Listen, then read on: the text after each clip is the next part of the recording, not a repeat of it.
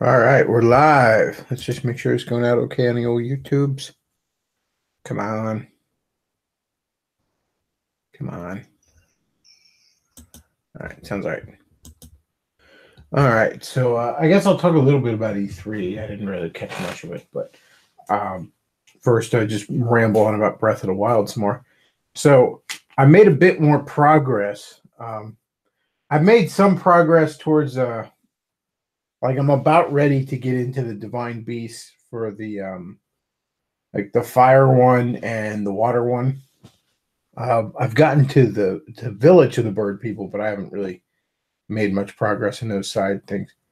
Um, and I got I'm close to getting into the camel in the desert one.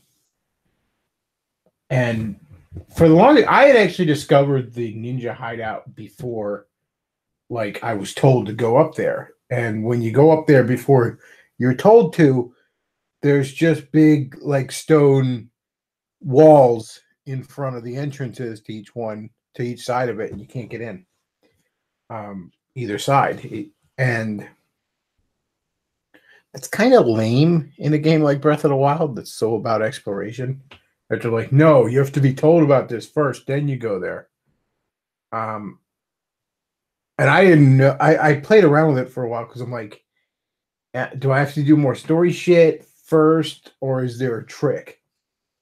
And then they were like, I look up online how to get in, and it says burn the curtains. I'm like, where the fuck are the curtains? I'm not even that far in yet. But anyways, I got through the ninja hideout. Now, when you're in the ninja hideout, there's these big tall motherfuckers, and if they see you, they lock you in that room, and a bunch of little ninja dudes come at you, and then the big guys, they also come at you, and they one shot kill your ass. And I don't know.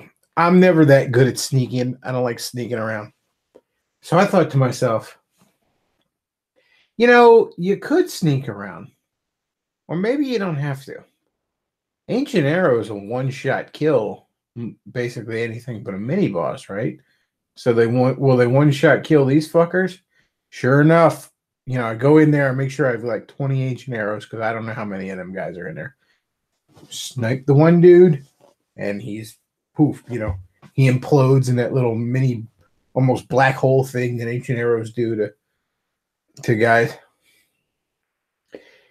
And I'm like, well, this is gonna be a lot of fun then. So I just snipe all them fuckers. Then I wander around and explore and there's a bunch of gems and shit in there you can find. So then I fight the ninja boss, and he's this big fat dude.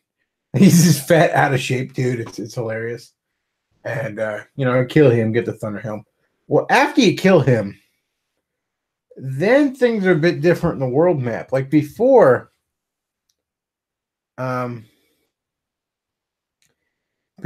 would be ninjas hidden throughout the world map, but they always were disguised as just regular NPCs, and they don't attack you until you start talking to them, and then they turn into a ninja person and attack you. Well, you still got those now, but you also got just random fuckers that just appear, and some of them are these big dudes, and they got these really cool swords that do little gusts of wind. Also do a little projectile in front of them too. So that's been a lot of fun, killing some of these ninja guys. I really should get back to completing the Divine Beast shit, but after I got after I beat the desert or the ninja hideout thing, remember Tom told me that increases the rate of ninjas attacking you. So somebody says it's the Beverly Hills Ninja boss. Yeah, it kind of was.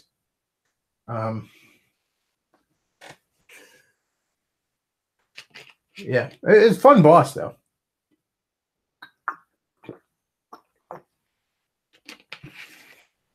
Well done, little boss fight.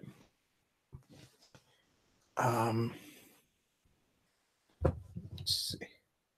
So E3, the only thing I really caught on E3, caught a little bit of Medicare coverage of it. So I hopped in, and there was something going on. I can't remember. Then I hop in again, and I think it's I can't remember what company. I want to say id, but I don't know if it was id. They were doing Rage 2 was the game. So I get in there and I'm like, what is Medicare even fucking watching? Because it's just some shitty fucking metal band is up on the stage playing some shitty fucking metal song. And I'm like, I don't, well, what the fuck is Medicare even watching now? And then, like, the two developers or whatever, they go through this little scripted back and forth, this pitiful attempt to be funny. This is like 15 minutes worth of shit before they even show you a bit of fucking pre-rendered cutscene footage, let alone get to the gameplay. So I don't know if that's indicative to how E3 just is right now, but Bethesda. Did Bethesda buy id? I thought the Bethesda bought it. I don't fucking know. I don't fucking know anymore. Man, it was fun. And then the game itself looked like shit. It's just post-apocalyptic wasteland in which you apparently it's fight Tumblr Mad Max people all the time. And it just looks like another it's just the only fucking color in the game is everybody's got a Tumblr hair color, you know, Tumblr hair dye color. Other than that, it's just like, wow, whole lot of brown. Whole lot of brown. Oh, it's realistic, I guess. God, I just don't like the state of modern gaming anymore. Fuck some imagination, some fucking color, some fucking color. It's like, who cares about graphical fidelity if I'm just staring at browns and grays?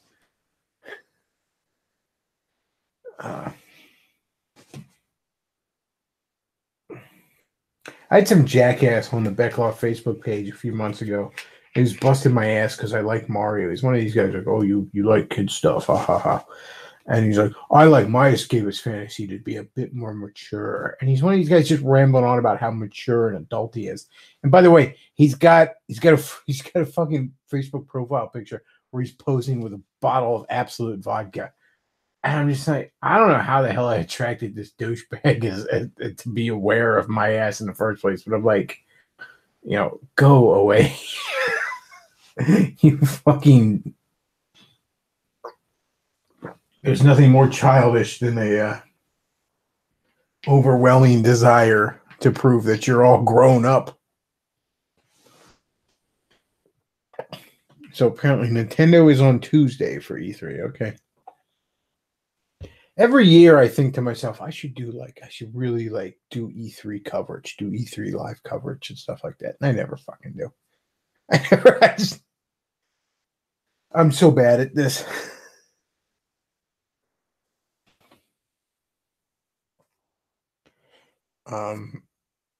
Maybe next year. I don't. I'll tell you what. If this ever reaches a point where this is like an actual job for me, like a main job, like even if it reaches a point where this is making me enough money that I'm only working part-time and not a full 40-hour week, then I promise you folks at that point I will do live E3 coverage.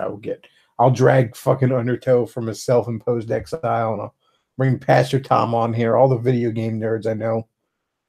Maybe I'll even let Forney on here so we can talk about PC Mustard Race or whatever.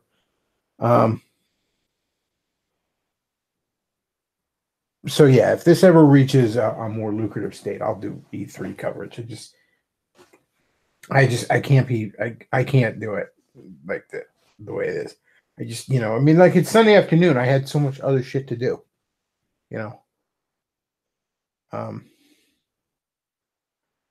Stephen Williams says, yeah, but Mario games make great multiplayer memories. Mario Kart is the ultimate pizza, hangout, sleepover game.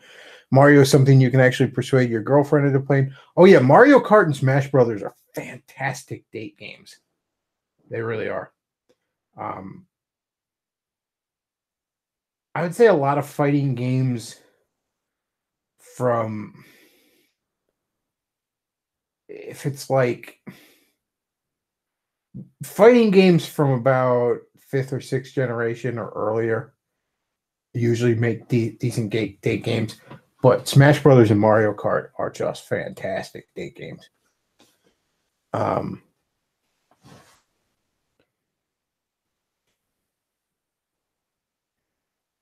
Let's see. Matt Forney says, "Oh, you thought you could get away with sneak dissing me by streaming at 4:30 in the morning my time? You thought wrong." What? Your PC mustard race? Don't deny it.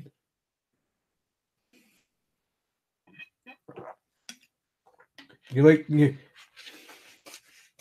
like Total Biscuit, bitching about frame rates all the time, but forgetting about fun.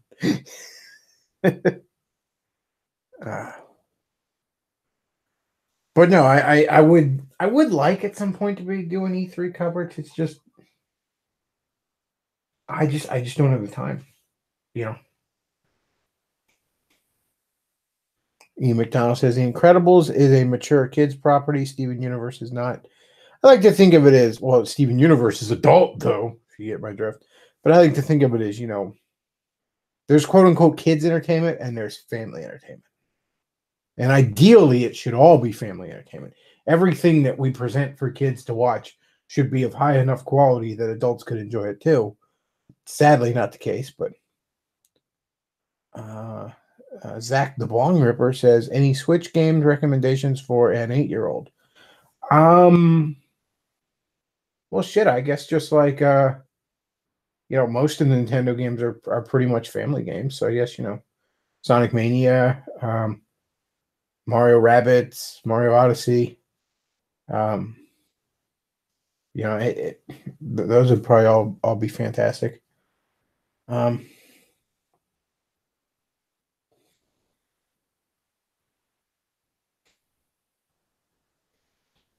Somebody says my niece and nephew can't figure out the NES and SNES Super Mario games.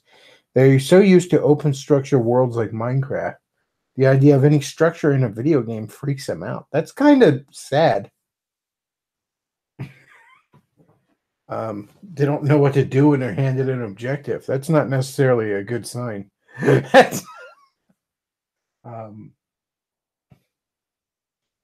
The thing about it is, I like open world and sandbox playing games, but I would have no interest in something like Minecraft, for example. And in all fairness, there are people who have built tremendously beautiful artistic things in Minecraft. I've seen some of the videos of things people have built, and I'm very impressed with the artistry of it. So I'm not saying Minecraft's inherently degenerate. It's just because I don't like it doesn't make it heresy. But one of the things I noticed, like, take No Man's Sky, for example. Now, that turned out to be a huge disappointment. Nobody liked it. But even when I look at what was promised in the game, it didn't sound appealing to me. It just sounded like, here's a big open world, go fuck around. Well, it may sound funny for me to say that because I love to just go fuck around in a big open world. But only if I have an objective. You see, there's no joy in going off the beaten path if there is no beaten path, right? And likewise, there's no joy in just fucking around and ignoring the story missions if there are no story missions. In fact, in Super Mario World, for example, obviously it's a 2D platformer. It's not quote unquote sandbox, but there is this bit of a sandbox element in the idea of different pathways in levels can lead to different pathways on the world map, for example.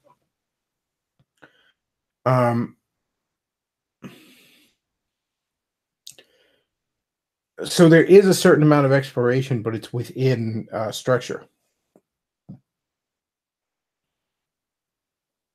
And likewise, somebody in the chat says you can't play hot hooky if the school burned down.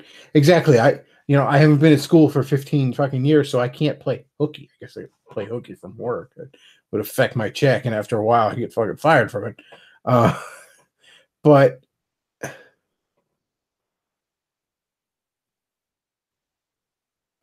like I said, if there's no structure at all, then the fuck around, roam around, explore aspects of it, don't mean anything.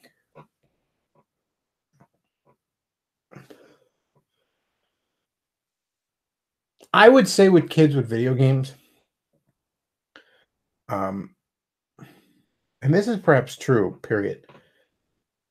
To some extent, let your kids like what they like, but you do need to direct their taste a bit. You need to refine their taste a bit. Kids should play old games. Kids should watch old cartoons and stuff like that. Not just because of the poor quality of it, but yeah, there's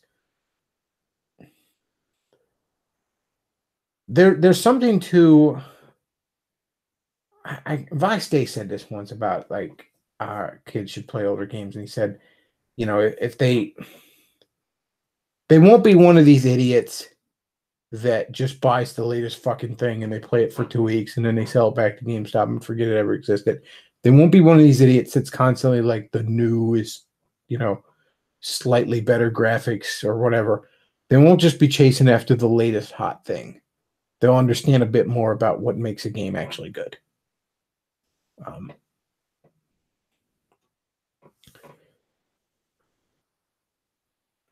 Somebody says, I had an idea of creating an open world gangster game which spans the whole country. You can create your very own empire. And while this happens, you're trying to get back at traitors in your life. One of the things I liked about Saints Row 2 when I first played it is that some of the fucking around seemed to actually affect the world around you. And something as simple as making your character in the cutscenes be wearing what the outfit you put them in or something like that. Little things like that just make you feel like, your fucking around matters. The same niece and nephew love the Three Stooges talking about older stuff. Well, that's good. Like I said, you should be exposing them to older comedy, older cartoons. That's something I remember as a kid, and I wonder if kids these days are. I watched a lot of shows as a kid that were before my time. There was just a lot of stuff being rerun. I used to love stuff like I Dream of Jeannie and Get Smart and The Addams Family and the 60s Batman on like Nick at Night and shit like that. I watched all the old Scooby-Doo stuff as a kid. I loved Scooby-Doo as a kid. Scooby-Doo could do no wrong. And I mean, not just like the original Scooby-Doo, Where Are You? But then like the Scooby-Doo movies that had like guest stars in it, like 13 Ghosts of Scooby-Doo and shit like that. And these are all cartoons that had come and gone by the time I started watching them, Some of them come and gone by the time I was born. So he says, I got my buddy's 2 kids hooked on Pink Panther. Good. That's good shit. Another thing I used to watch as a kid and I wonder if kids even. There was a block of cartoons on in the morning. I want to say it was on like TBS or TNT or some shit like that. It was on some cable channel. But it'd just be like 2-3 hours of just mostly Looney Tunes, but not just Looney Tunes. It was basically like all the golden age cartoons, in the 30s, 40s, 50s, into the 60s that weren't Disney, basically. So you have Looney Tunes. You'd have like Popeye cartoons in there. You'd have every once in a while you'd catch a Casper. There'd be like a Woody Woodpecker. A lot of Tom and Jerry and Droopy Dog and those MGM ones, I think. But basically all of the old classic Golden Age cartoons except Disney would be in this mix. And it just, you never knew what was coming up next. Could be a Bugs Bunny cartoon. Could be fucking Woody Woodpecker. It could be Droopy Dog. You never knew, and I used to love those, man. They were fucking great. He says Warner Brothers. Well, it wasn't just Warner Brothers. Warner Brothers was the Looney Tunes and stuff like that, but MGN and they were a different company. I think Paramount owned Popeye or something like that. But yeah, basically everything that wasn't Disney. Popeye and, I always liked those ones that were like these weird, like what they're like these World Fair parodies where it's like the House of the Future Yeah, and it's some cartoon from like the 1950s, and it's their version of the House of the Future. Those are always funny. So he says Astro Boy. I didn't really watch any Astro Boy as a kid. Astro Boy is something I got into kind of later in life, and partly because I wasn't a huge Mega Man guy as a kid because I didn't have any of the games, but I was familiar with them, and I played 2 and bits of some of the other ones. I played through Mega Man 2 all the way at a cousin's house. Played bits of the other one. I was familiar enough with Mega Man that I always had a soft spot for Mega Man, and then into my adulthood, like into my teens, into my adulthood, I got a little bit of an interest in Astro Boy. Just recently, I read some of the classic Astro Boy comics because obviously Mega Man basically is Astro Boy. Um,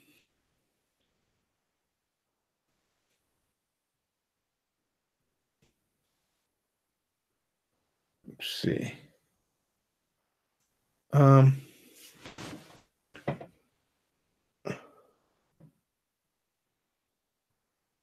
Somebody says, although I watched older stuff a lot, it was pretty much the only thing I watched, and I became like a boomer thinking everything not from the 60s to 70s was shit. Well, yeah, you don't want to go that far down that road, but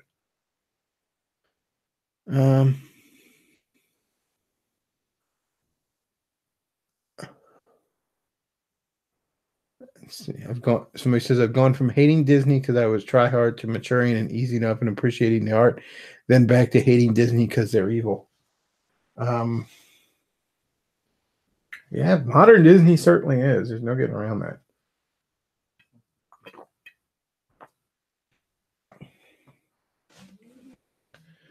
Uh, Somebody says was a huge fan of Tom and Jerry as a kid. Oh yeah, Tom and Jerry is great. Droopy Dog was fucking fantastic though. A lot of it was that. What was that? That like wolf that used to be in everyone. I think he'd appear in like Droopy Dog cartoons, but sometimes he was in his own cartoon. It was a Tex Avery creation. Like there's one where he's like chasing after some redhead lounge singer chick. It was supposed to be like the wolf and Little Red Riding Hood.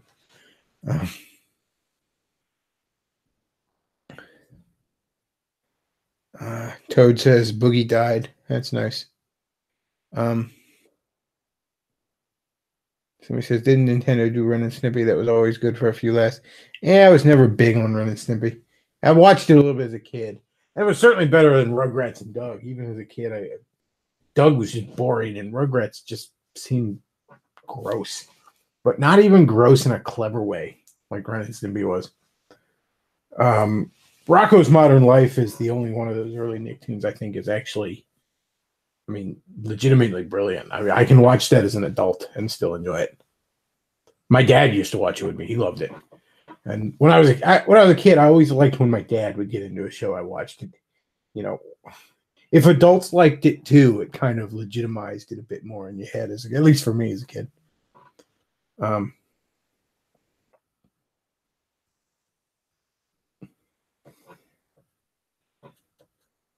Let's see. Ren and Stimpy Uncensored is peak degeneracy. Oh yeah, I remember a buddy of mine. It was around. It came out a few years before, but it was around 06. I saw it for the first time. He had watched the Ren and Stimpy adult party cartoon, and I mean, like he brought it over to my apartment the one day, and we got like 10 minutes into it. I'm like, shut this off. This is disgusting. This is just fucking disgusting.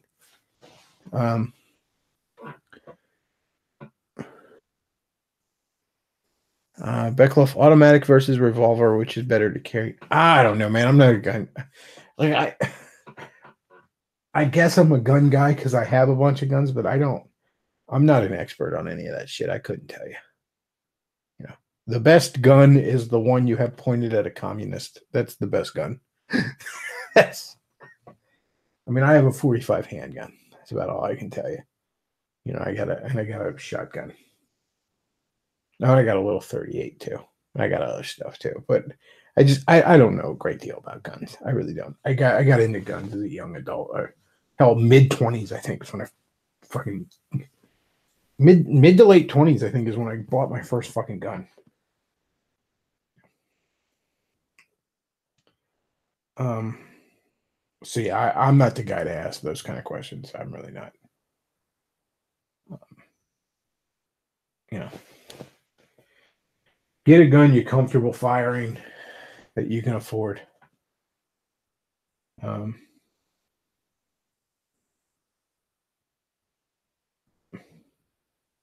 He says pointed at a commie while walking him to a helicopter for the one-way ride.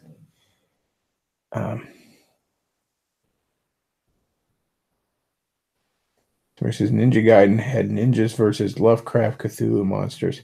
I never really played Ninja Gaiden. I played it a little bit at a friend's house, but it's a series I never really got into. Yeah, I don't think I played more than a bit of like 2 different ones. I can't remember which ones. I think the one I played might have been 3 or 2 because it was kind of later in the NES lifespan. Because I seem to remember playing it when the Super Nintendo was already out.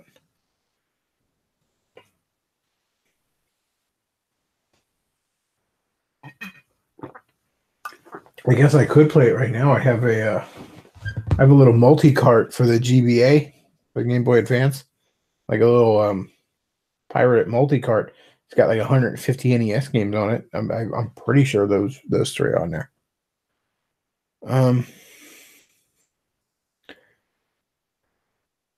Somebody says it's a 4-way ride for the commie, up then down, then up again for about 3 feet, then down again. No, I got you. Bounce. I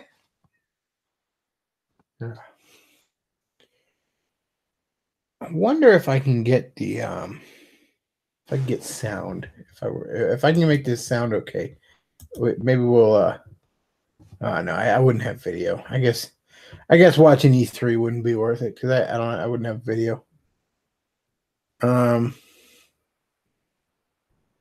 Yeah, probably not worth it. Luke's not here for the video.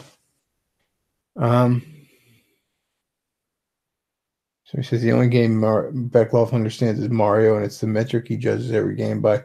I wouldn't say that. I mean, hell, when I was a kid, for a while, I was probably much more of a Sonic guy. I mean, I had an NES as a kid, and then I had a Genesis. I didn't have a Super Nintendo. Somebody says mod an NES zapper into an actual gun. Wonder if it'd make millions. Somebody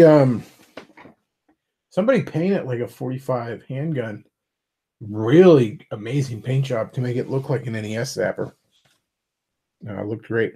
Sonic 3 and Knuckles. Yeah, Sonic 3 and Knuckles probably my favorite game to this day. I mean, I like the thing about like Mario. It's just there's just such a first of all, there's just such a charm to the world and the characters and all to it. But yeah, there's just such a simplicity, and yet there's such a simplicity to the gameplay, but at the same time, it's so refined. I just, yeah, a great Mario game is just fantastic.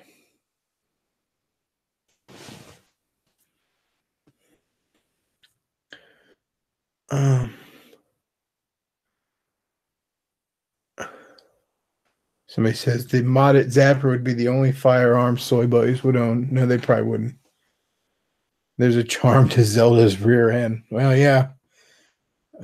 I actually just today finally wandered into that cutscene where like she's picking flowers and she's on all fours and you see her ass. That everybody's zoomed into that.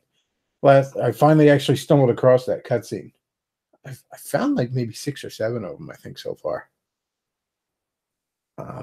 Maybe even a bit more than that. Not counting the cutscenes in the story mode when you're talking to people in a Divine Beast. I mean, just like the random places you go to that trigger little random cutscenes. Which, again, testament to the game design.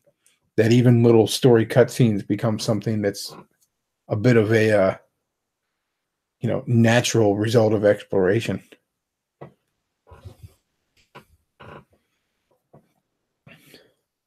Somebody said that my phrase, I like that wagging your dragon. I actually used that on a girl recently. I remember that from some show. I can't remember where I first heard that. Oh, the other thing I saw in E3, and I only caught like parts of it. People just share. Apparently, they're making another Doom movie, and much like the last movie, it looks like shit. I wish somebody in the chat says, "I wish Luke was here so we could have tasteful Zelda nudes." Yes, very tasteful. We're all about that there. But yeah, I don't. It looks like ass. The stills I'm seeing from this Doom movie, and it's like I don't understand why this is hard for Hollywood to do. It's like, okay, like you're making a Doom movie. Okay, well, does it have cool futuristic weapons? Is it in space? And are there demons coming from hell? There you go. Boom. You got those things.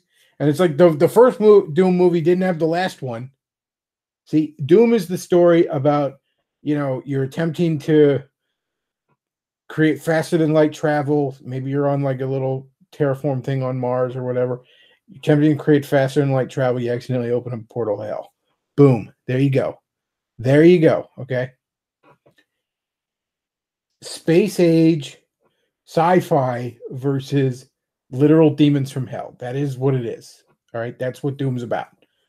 And that could be an awesome movie. In fact, it was once an awesome movie called Event Horizon. So yes, it's a concept that would work in a movie. But the Doom movie from 2005 was about a virus that turns people into zombies, except sometimes it turns people into monsters. So it was Resident Evil in space. But that's not what fucking Doom is, all right? Doom is not Resident Evil in space. Doom is fucking Hellspawn in space.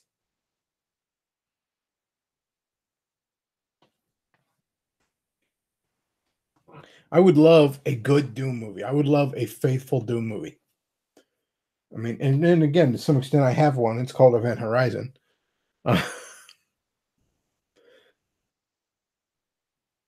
But yeah, I would love that. But we're not going to get one. It's going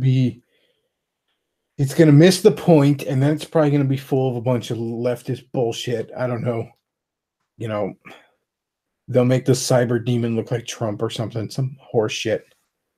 So he says Event Horizon is a highly underrated movie, a forgotten classic. It sure is. It's a damn great movie. Where we're going, we don't need eyes. So he says I need to make a Ninja Gaiden movie, Ninjas versus Cthulhu. I'd watch that. So he says Zelda / Tay-Tay / Kim Possible are always welcome. That's true. So he says, can confirm this, but I heard they were looking for a female lead for the Doom movie. Oh, that's just fucking fantastic. That's just fucking fantastic.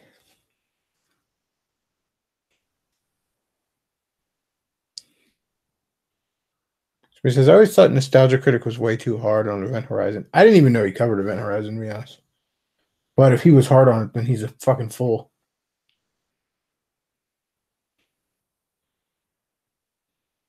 Event Horizon's a damn good movie. I mean, granted, there's a few movies I defend that I don't understand why people shit on it. I mean, hell, to this day I don't understand why people hate the Green Lantern movie. But Event Horizon's one of those movies. I don't get why people don't like it.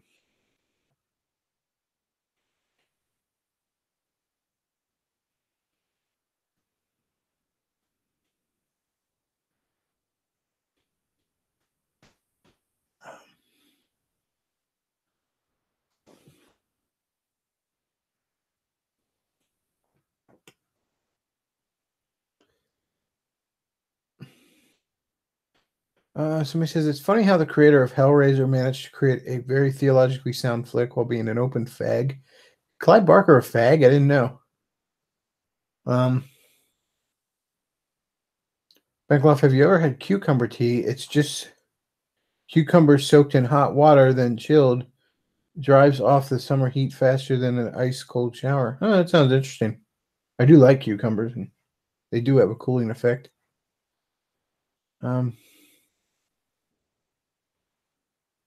I lost respect for a nostalgia critic when he trashed The Lost World when it's a perfectly good sequel. And The Lost World it's definitely weak. I mean, because Jurassic Park's just a fucking fantastic movie, and The Lost World's pretty fucking weak. That said, though, it's not. It didn't deserve the trashing he got. It's a perfectly serviceable film.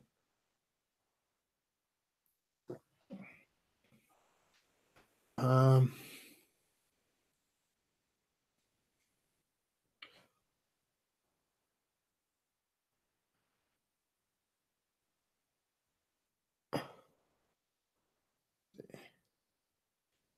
uh,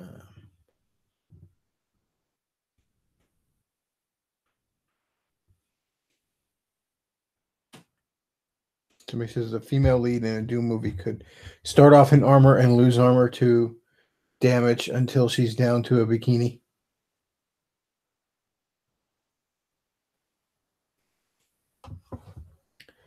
Female lead need a Metroid movie. A Metroid movie could be fantastic. I say could be.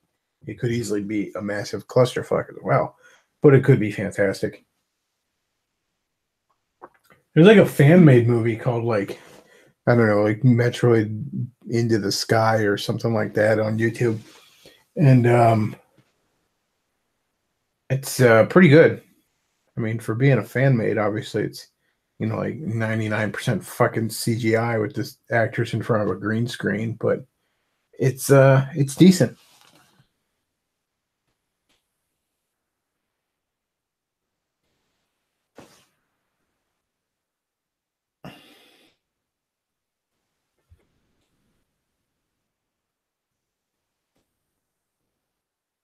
Somebody says currently in Gerudo Highlands collecting icy Lizafos tails for upcoming armor while listening to stream.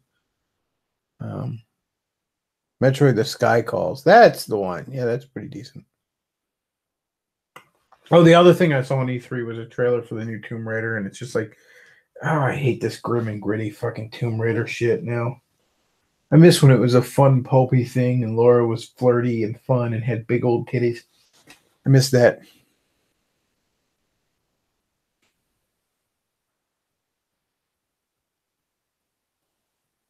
See, that'd be the shame of Samus. Nobody would be able to make a Metroid movie where Samus had any sort of character other than, Hollywood writers know two speeds right now, cock hungry slut or man hating dyke.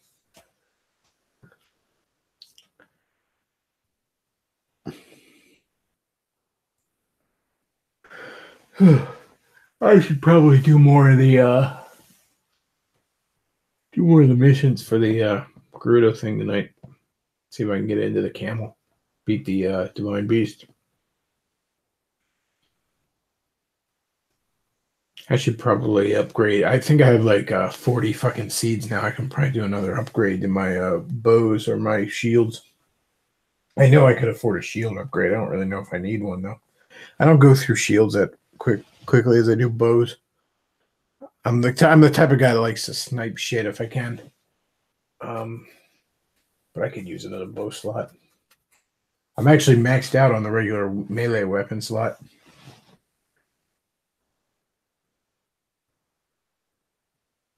Which is get into the camo. I didn't know you converted to Islam. That's funny.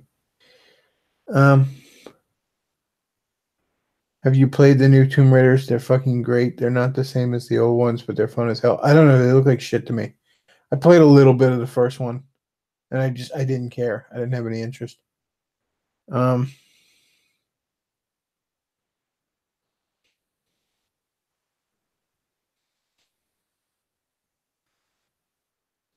said Lauren Southern could be cast as Samus. She would look the part.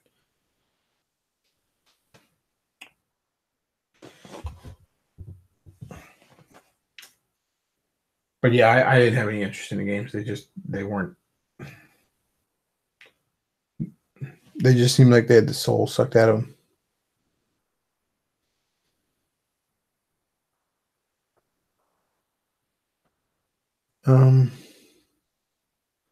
And I mean, on a technical level, there was nothing wrong with it per se. It just was lacking that bit of soul. The first one, there was nothing that hooked me about it.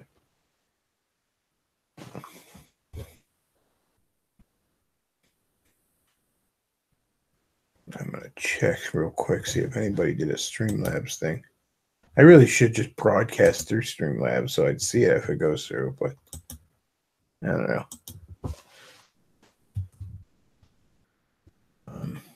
Let's see. Because, yeah, I do have the Streamlabs for this, so I'll begin with YouTube.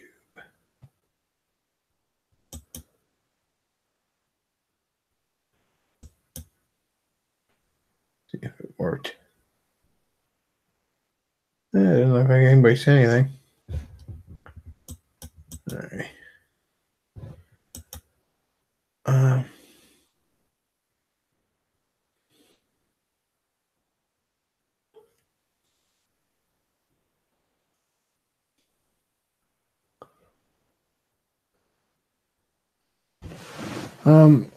Let's see. If I would make a Metroid movie, I'd make it follow a storyline around her Chozo heritage and her hunt for other people and the Chozo clan infused with the alien DNA. Let's see. Into chat.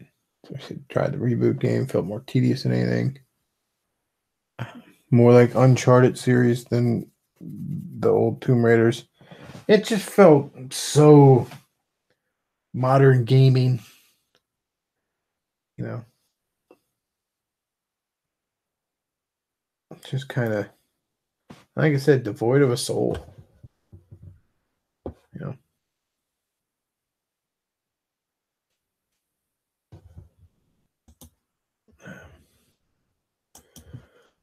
Well, probably going to go ahead and wrap this up then.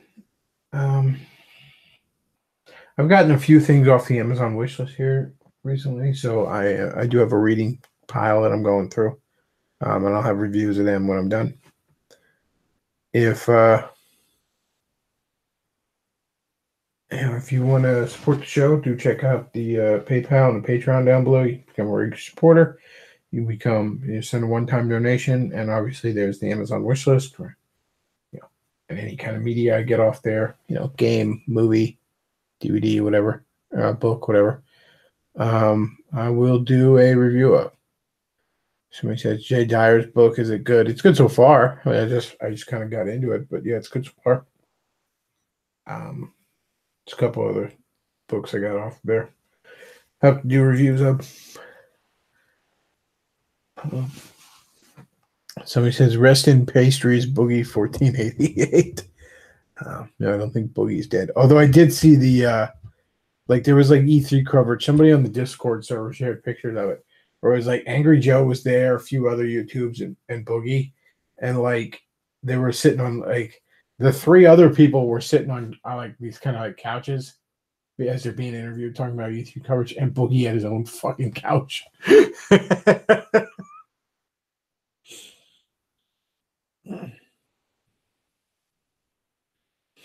Somebody says press F to fill Boogie's wife with cock meat. Well, she's getting the real fuck she deserves. Oh, I love that clip. That's dramatic. It was all I think I should make that my ringtone. Let's see.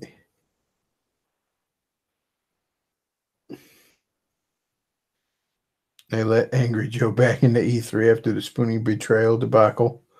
I guess. Although I do so love the ongoing saga of Todd Howard continuously pushing Angry Joe's shit in and making an absolute fool of himself. One time I fully expect at some point Angry Joe's going to come up to Todd Howard and Todd's going to be like, Joe, don't come up to me for your own good. All right. I feel like I'm picking on a retard kid here.